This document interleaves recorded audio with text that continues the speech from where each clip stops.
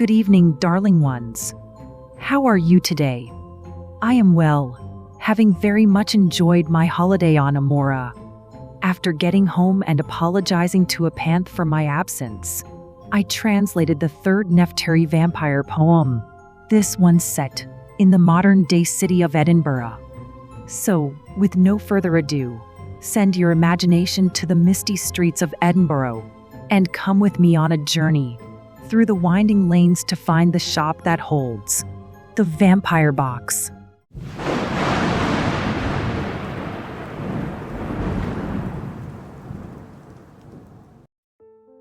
The vampire box. They found the box inside a shop down a thin, narrow lane that they ducked into, quite by chance. To shelter from the rain, the young woman was with her love on a brief holiday. Life had been hard for quite a while. They'd had to get away. At first, they barely saw the shop. The low window was bare. The sign was worn, rusted and dim, as if nobody cared if people saw it and came in. Still, the young woman saw an ebony wood jewelry box sitting inside the door. It wasn't lit or bright with lights, and yet it seemed to glow, while the rest of the shop's contents were hidden in shadow. The woman grinned, dancing with joy, and then she darted in, before her lover could ask her just what was happening. By the time Tom entered the shop, his girlfriend, Marilee, had the box cradled in her arms like a newborn baby. "Darling," he asked, "what have you there?" "That box certainly gleams." "It does. I've seen a casket like this often in my dreams. I dreamed it was the jewel box of a princess, pure and fair. The choicest of her royal jewels were held and cradled there." Now, Tom had an idea to make up for their recent strife. In his pocket was a ring to make Marilee his wife. He'd thought of giving it to her back at their small hotel. But now he saw her hold the box. Nothing would do so well as him buying the box for her, placing the ring inside. At last, when she had opened it, he'd beg her for his bride. Before long, the box was wrapped in tissue soft as foam and slipped into a shining box. Then the pair took it home. That night, the two sat in their room while the rain fell outside. Tom looked for chances to secrete the ring, but though he tried, he couldn't convince Marilee to let go of her prize. In the end, he suggested that they look at the inside. They unwrapped it. The lid was carved. That pleased young Marilee, who was more enthused with every new thing that she did see. Painted on it were high mountains over a clear blue bay, and bobbing boats that on the spangled currents dipped and swayed. A bright sun gleamed on the right side, and, on the left, the moon. On the grassy mountain slopes grew huge white and silver blooms. A silver lock and key ensured its treasures were held tight. And, at the touch of a button, music played, clear and bright. Marilee smiled, quite enchanted. But young Tom felt a chill, a coldness he could not explain. It made him faintly ill. He ignored it. The pair made love. Then while Marilee slept, Tom woke and stealthy as a fox, on velvet feet, he crept to where the box was. Taking up the key, he set the ring safely inside its velvet clasp, then returned to sleeping. As soon as she woke, Marilee opened the box. The ring was sitting there. She accepted. The young pair, rejoicing, spent the day dreaming just how bright their shared future might be. Indeed, the world has rarely seen two lovers so happy. But, oh, how often we soar high only to face a fall. Tom and his innocent Marilee could not conceive of all the darkness that awaited them in the deep hours of night. and all they'd have to endure were they to carry the fight. That night, they enjoyed happy dreams until the hour of 3, when Tom imagined that he saw a fair, dark-haired lady rise from the box, at first like smoke, then resolving to form. In the 25 years that had passed since Thomas was born, he'd never seen a maid so strange. Her sable hair was wild. The features of her face were large, like unto a young child, and yet the skin upon her arms was wrinkled, pale and sere. Her eyes, a silver blank that seemed to say, "No soul lives here." There was a wistfulness to her, something almost lonely, that, at first, quelled Tom's alarm, but she looked so strangely that when she started towards him, he startled quite upright. Only his care for Marilee quelled a loud yelp of fright. The woman shook her head and laid a finger to his lips. Tom tried to speak, but found that he could only make a hiss. He reached out to shake Marilee, but she was deep asleep, and only murmured. What could Tom do but watch the maid creep closer and closer until she stood right beside the bed? She reached out a thin, bony arm, laying it on his head. The woman leaned her left hip down and sat down on the bed. She placed her hands down, one on either side of poor Tom's head. She leaned in. Tom, frozen, felt hard. Dry lips pressed on his skin. Then pain, the pressure of sharp teeth, and an awful piercing. And then blackness. When his eyes blinked, the sun was on high, and birds beyond the window pane were twittering in the sky. Tom tried to rise, but his head hurt. He felt ill and dizzy. He covered his eyes with his hands, groaning distractedly. Marilee, hearing him, woke up. "Baby, are you okay?" "I don't think so, my love," he said. "I don't feel well today. I had a crazy dream last night and must have tossed and turned. I guess that's why I feel so weak and why my eyeballs burn. I'm sorry, love, but today I may have to stay in bed. Maybe this evening we can have a meal," poor Tommy said. Marilee was not angry, although in truth, she felt sad, having waited for him all morning. "Oh, it's not so bad," she said. "You rest. Tomorrow will be fine for having fun. In the meantime, I'll take a walk and see what can be done round the hotel. I'll take my phone, so call if you need me. And I'll be upstairs in a trice." He kissed her. "Thanks, honey." He was asleep again before Marilee shut the door. It worried her. He'd never become ill so quick before. Marilee did as she promised.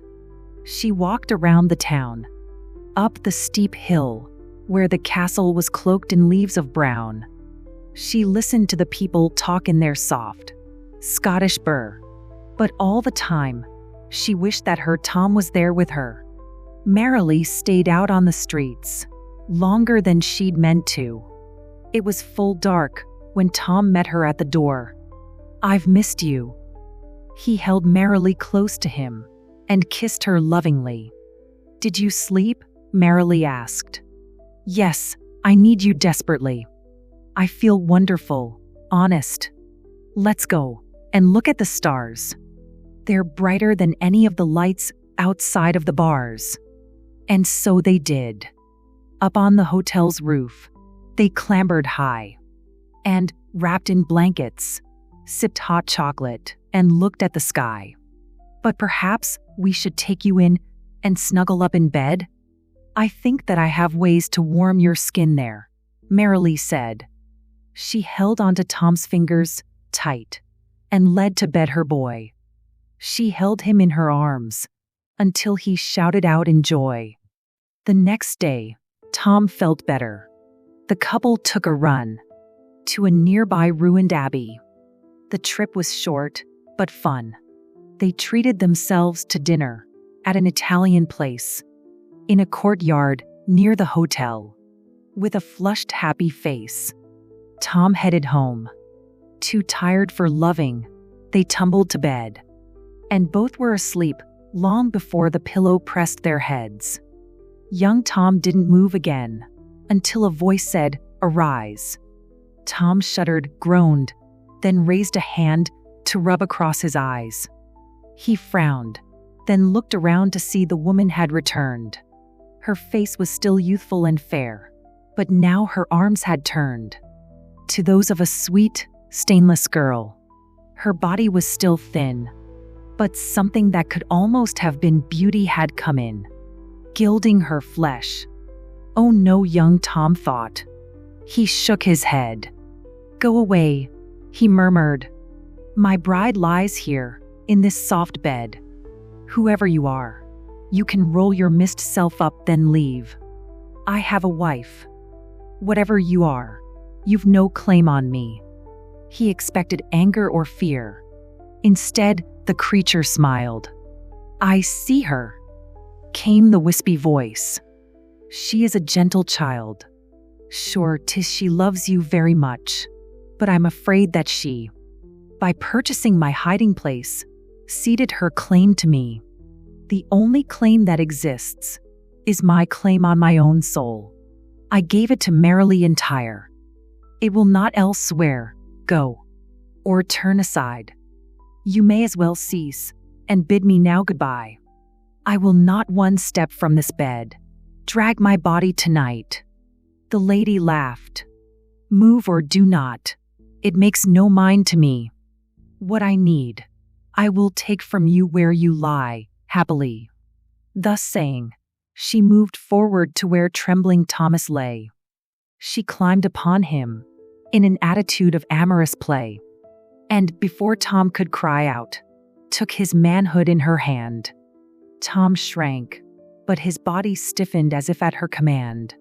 As her hands moved upon him, Tom shuddered in deep disgust.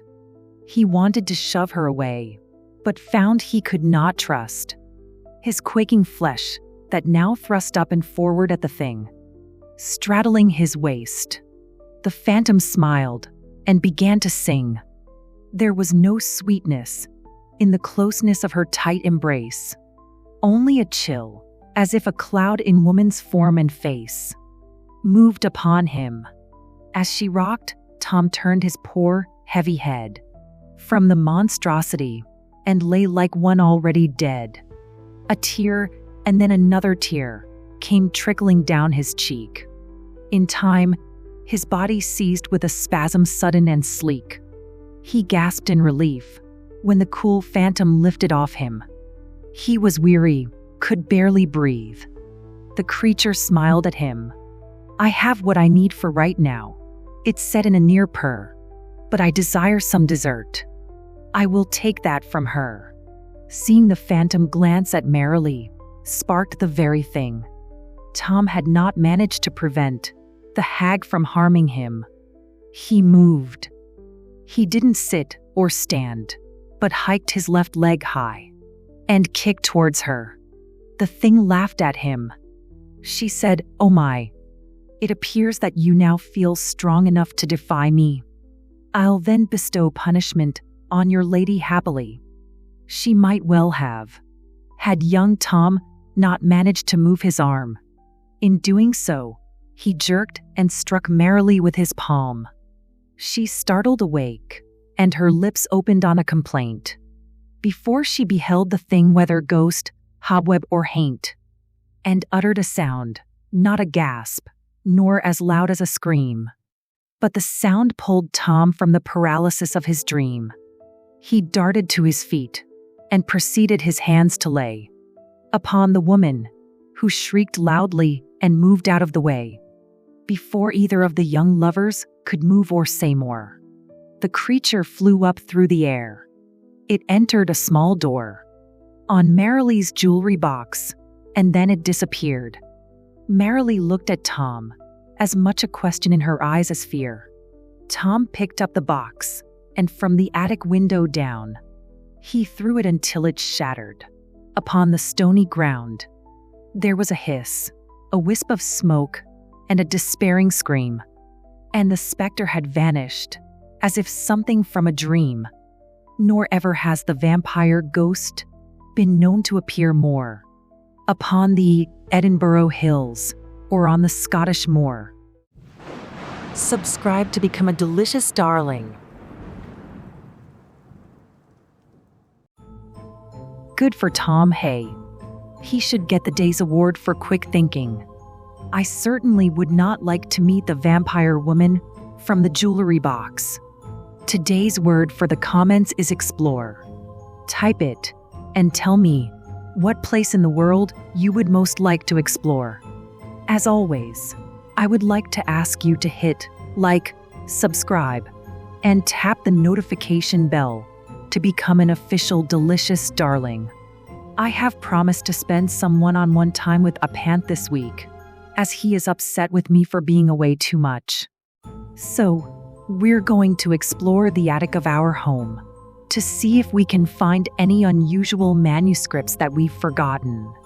Until next time I see you, be careful what you buy in strange little shops. Beware of misty phantoms. Leave your hearts open to love and sleep well, my delicious darlings.